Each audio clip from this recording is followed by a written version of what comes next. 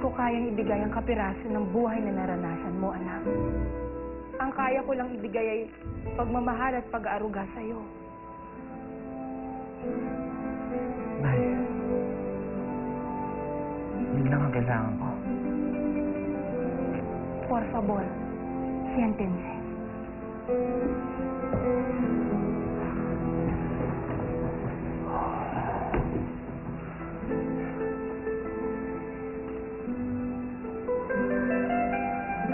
Gracias por darnos la noticia acerca de mi padre. Vine a buscarle para llevarle conmigo a California. Papa, ano nangyayari? Bakit nagsisialisa ng mga katulong natin? Hindi ko na kayang bayaran ang mga sahod nila. Kaya siguro, mas mabuti ring magbawas na tayo ng mga taga-silbi. Tama ba yung narinig ko? Nay, pumunta na siya dito para sunduin tayo. Tatalin daw niya tayo sa California. Le dije a mi madre que nos llevaría con usted a California. Lo siento. No puedo llevar a su madre. Ella no es un ciudadano de mi país.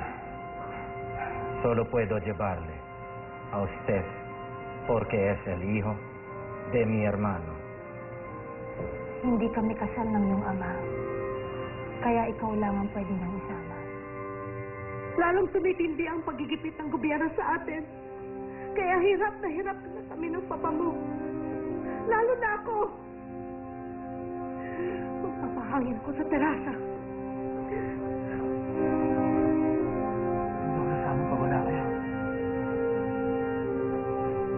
No voy con usted. Puedo darle un futuro mejor en California. Piénselo.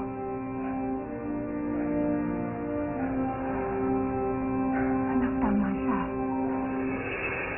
Mas maganda ang kinabukasan mo sa poder ng pamilya ng iyong ama. Noon pa man, batid ko na hindi ikaw para dito. Ayoko na magkahiwalay pa tayo. Nay. Descúbreme. Anak?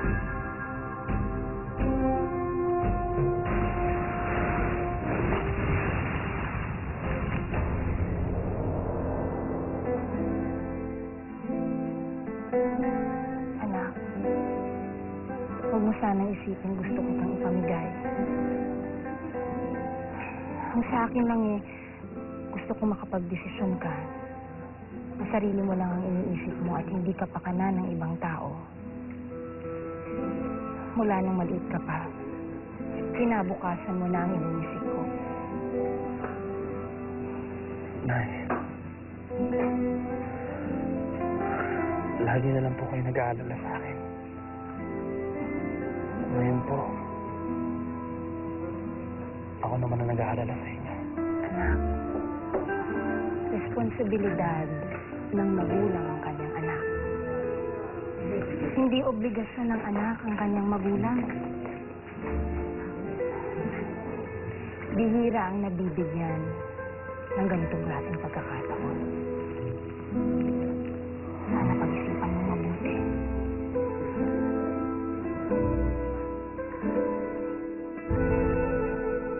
Puso ang gobernador Aragon na yan, Roberto. Ginagamit niya ang kanyang posisyon para gipitin ang mga asenderong hindi niya kaalyado. Ang totoo, gusto niyang kangkame ng mga lupain natin. Hindi niya magagalaw ang mga pag-aari ko. Huwag kang pakasisiguro. Ngayon, ako. Bukas, baka ikaw. Kailangan na natin kumilos habang maaga.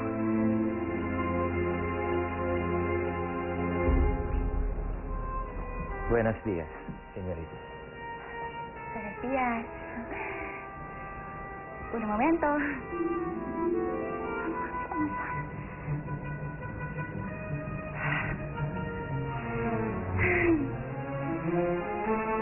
Kain. Busog.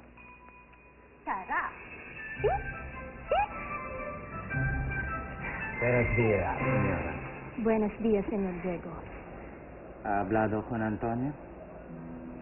Sí. Le he pedido que vaya con usted. Pero es su decisión. Naniniwala akong lahat ng bagay ay nadadaan sa diplomasya. Susubukan ko siyang kausapin. Baka sakaling mapagbago ko kanyang isip tungkol sa sitwasyon mo. Duda ko. Pero maraming salamat, amigo. Kaya nga pala. Kumusta na yung paghahanap mo sa anak mo si Antonio? Hindi pa siya natatagpuan. Pero hindi pa rin ako sumusuko. Nariyan lang siya sa tabi-tabi. Wala naman siyang ibang pupuntahan.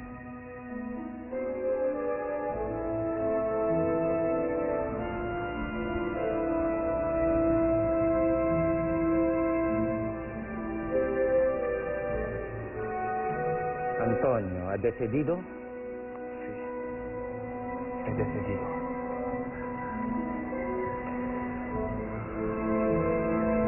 Nay, nakapag-desisyon na po ako. Gagawin ko lahat ng aking makakaya. Gracias, amigo. Narito na pala si Ramon ang aking pamangkin. Amigo. Si Ramon ang papalit sa nasira kong kapatid na si Horacio bilang komandante ng presidio. Kumusta ang pagsasanay, Ramon? Mabuti naman, Tio Roberto. Ako nga ang nakatanggap ng pinakamataas na marka. Magaling. Mana ka sa ama mo. Lumaki na ako sa karamihan.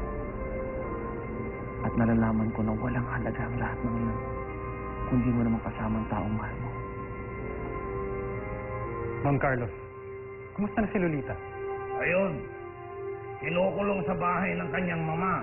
Kaya, malungkotin. Ganun ba? Hayaan niyo at dadalawin ko siya isa sa mga araw na ito para mapawi ang kanyang kalungkutan.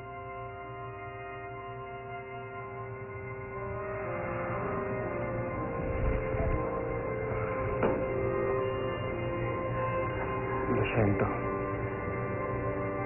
No puedo ir con usted. Entiendo. Si usted cambia de opinión, búsqueme en Casa Rosario.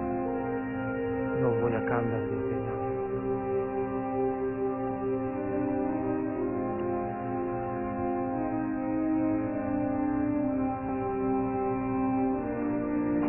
Hasta luego, Marcela. Dele. Adiós, Antonio.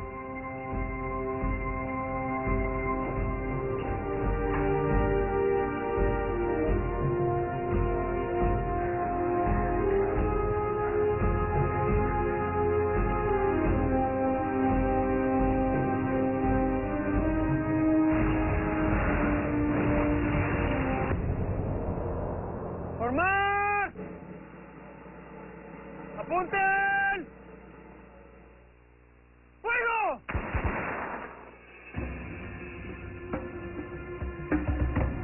Anong kasalanan ng mga Indio ngayon?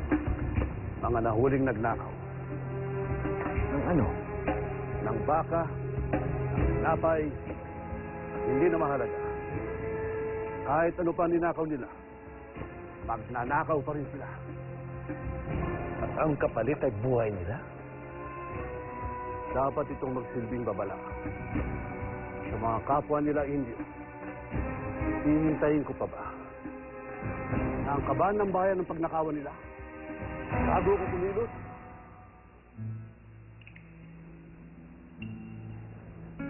Nay, bakit parang ang dami niyo pong hinanda? At puro masarap pa. Anak, maligayang kaarawan. Oo. Tapos ko ang kaarawan ko. Ano ba ang sadya mo dito? Tungkol ba sa anak mo? Huwag kang mag-alala. Ginagawa na ang lahat para